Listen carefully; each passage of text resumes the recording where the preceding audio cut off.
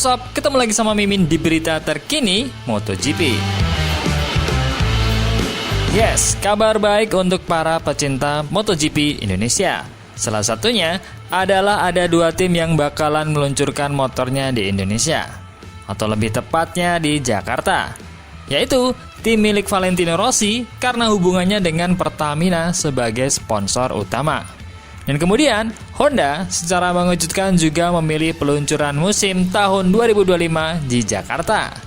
Dan satu lagi kejutan barunya adalah KTM yang sudah siap mengembangkan motor lagi setelah sebelumnya terdapat isu keuangan.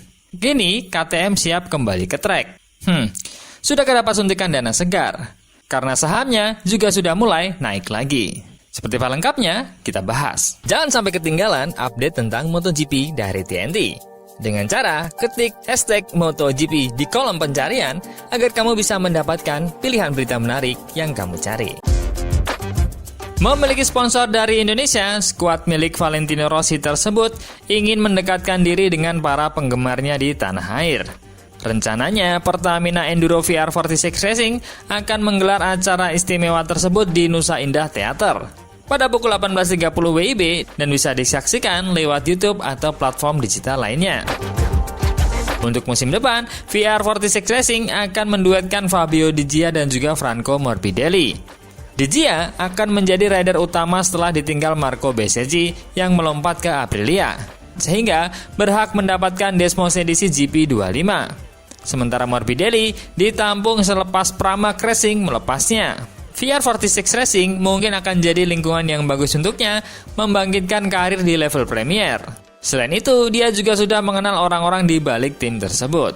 Selain kehadirannya di Jakarta, nampaknya Rossi juga akan memenuhi janjinya untuk hadir di balapan Mandalika. Hal ini adalah lanjutan dari komitmennya untuk lebih sering hadir mendampingi tim dan para muridnya daripada balapan mobil bersama BMW. Tentu, ini adalah kabar baik bagi tim milik Valentino Rossi dan juga tambahan motivasi untuk murid-muridnya. Selain VR46 Racing, Honda juga akan mengusung tim MotoGP ke Jakarta pada 1 Februari 2025 di kota yang sama. Untuk pertama kalinya, dalam 30 tahun, peluncuran tim pabrik Honda tidak akan menampilkan corak Repsol setelah raksasa minyak Spanyol itu mengakhiri hubungannya dengan skuad tersebut pada akhir musim 2025. Tim pabrikan Honda telah meninggalkan corak biasanya tahun lalu, yang saat itu menandakan berakhirnya dukungan Repsol. HRC akan mengungkapkan tampilan barunya bersama Juan Mir dan juga Luca Marini pada 1 Februari beberapa hari sebelum pengujian dimulai. Sebelumnya, digosipkan bahwa Honda akan menggunakan sponsor baru Castrol. Dan hal itu tentu bertabrakan dengan milik tim LCR karena LCR sudah lebih dulu menggunakan sponsor oli merek tersebut. Namun, salah satu hal yang mempengaruhi itu bisa terjadi adalah kepala tim LCR sendiri yaitu Lucio Cecinello. Karena dialah yang memiliki peran menjadi penghubung antara HRC dan juga Castrol. Tapi kemudian muncul pertanyaan, bagaimana nantinya dengan nasib tim LCR jika sponsornya berpindah ke HRC? Cecinello mengatakan bahwa tak masalah jika nantinya Castrol akan berpindah ke HRC. Namun dia yakin bahwa kerjasama di antara keduanya juga tetap akan berlangsung. KTM setelah kemarin melaporkan bahwa memiliki masalah keuangan, kini KTM memiliki harapan baru di mana sudah akan melanjutkan pengembangan motornya untuk musim 2025. Dalam beberapa minggu terakhir, raksasa sepeda motor Austria itu terus menjadi topik pembicaraan, terutama di media finansial dan harian. Kemerosotan ekonomi pada paruh kedua tahun 2024 telah membawa kelompok ini ke ambang kelangsungan hidup.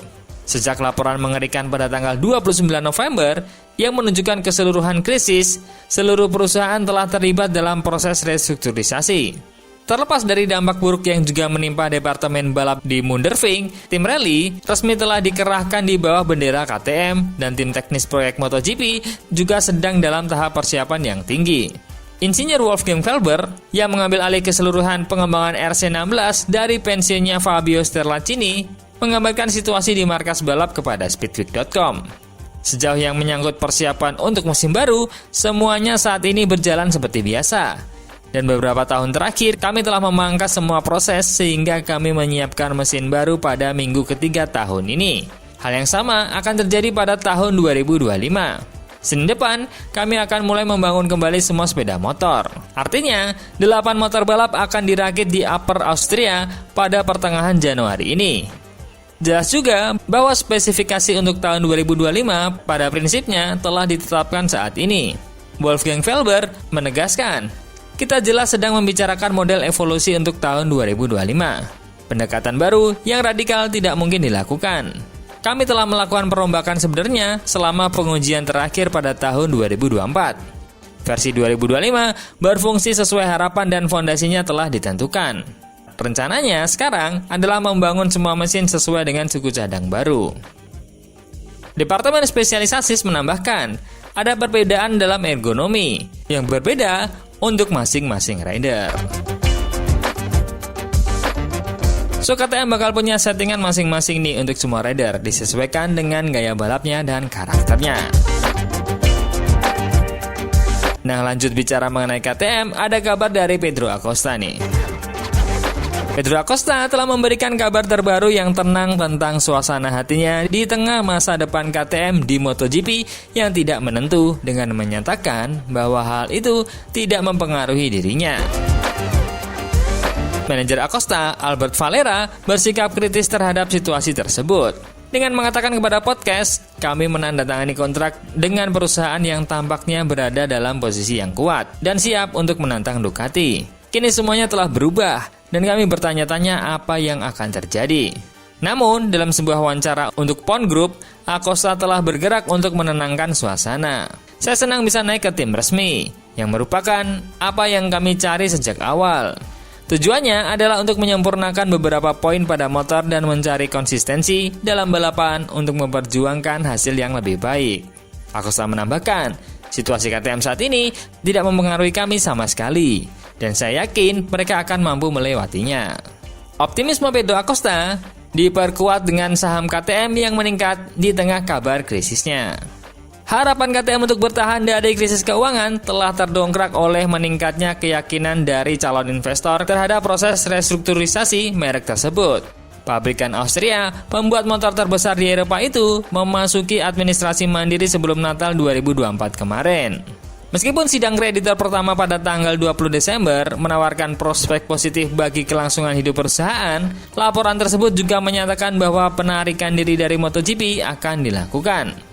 KTM telah mengkonfirmasi bahwa mereka akan terus balapan pada tahun 2025 dengan rencana keluar pada tahun 2026.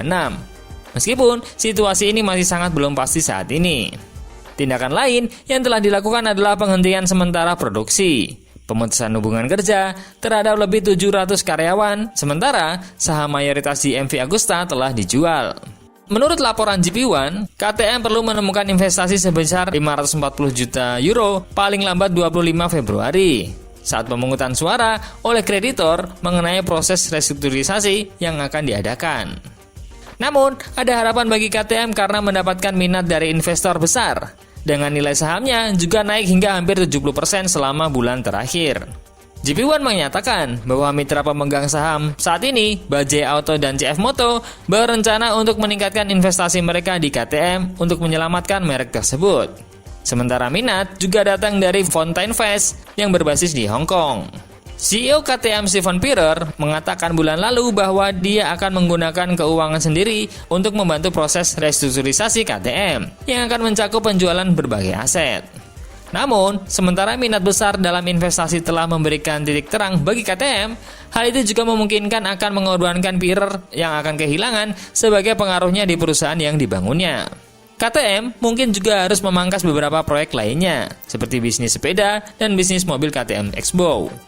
Divisi balap KTM telah menjalankan rencana 100 poin untuk memastikan kelangsungan hidupnya. Sementara, bos olahraga bermotor Pete Bearer mengungkapkan bahwa pembicaraan konkret telah diadakan dengan manajemen Lewis Hamilton tentang investasi.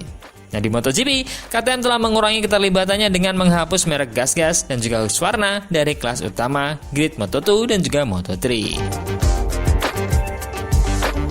Wah, sedikit kabar baik nih buat KTM dan juga para penggemar MotoGP yang ada di Indonesia karena akan ada kedatangan 2 presentasi dari tim besar yang memiliki basis fans lumayan besar di Indonesia nih. Teman-teman ada yang datang nggak nanti?